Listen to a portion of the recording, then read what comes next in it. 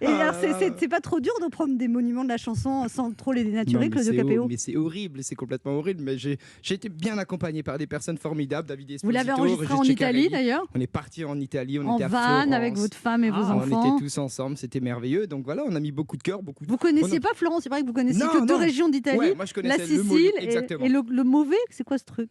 Le mauvais, le mauvais. C'est là où son italien s'arrête en fait. Mais qu'est-ce que tu dis? je l'ai vu dans ma fiche. Alors le Molise, dans le Molise Ah, chez le mon Molise, père. le Molise. C'est la deuxième plus petite région d'Italie, mais qui est. J'en ai jamais entendu parler. Qui est la plus Moïse. belle. Exactement, elle est méconnue, mais elle est magnifique. C'est où ça? Ouais, tu vois. Par là. Tu vois la botte? Non, c'est centre-sud de l'Italie à peu près. Tu vois.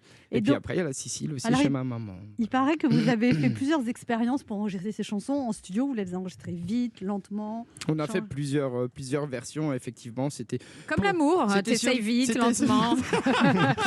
C'était surtout pour s'amuser, pour prendre du temps. Et à chaque fois choisir la version la plus émouvante. C'est ça. Et la plus sexy. Et puis celle qui nous plaisait le plus. Quoi. Après, voilà, on vous a dit que vous troubliez les femmes avec votre voix? Arrête, non, mais est-ce qu'on vous l'a dit? Elle arrive cette carafe d'eau glacée. C'est chaud. Mais attends, mais on va perdre Anne pendant le live, c'est sûr.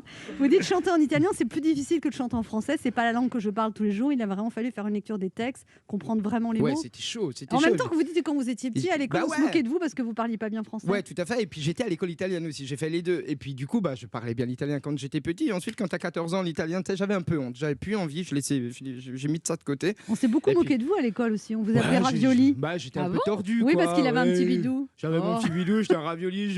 J'avais quelques fautes dans le français parce que ma mère parlait pas bien français. Et puis voilà, c'était comme ça, c'est tout. Vous en avez souffert quand même. Un petit peu, mais bon, c'est comme ça, comme tous les gosses. Tout le monde souffre de quelque chose. Des petits soucis. C'est bon les raviolis. C'est ça. Mes gosses à l'école, ils sont super méchants entre eux, ils sont horribles. Mais bon, c'est des gosses. Allez, c'est pas grave. Après, ils grandissent, faut faire gaffe quand même. Non, mais c'est vrai. Après, ça part loin, quoi. Et voilà, je me suis perdu. Mais petit ravioli, ouais.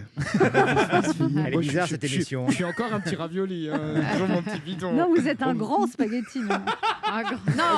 Oh là là. Mais grand par le talent. C'était pas marqué dans la fiche, ça. Vous êtes un grand spaghetti.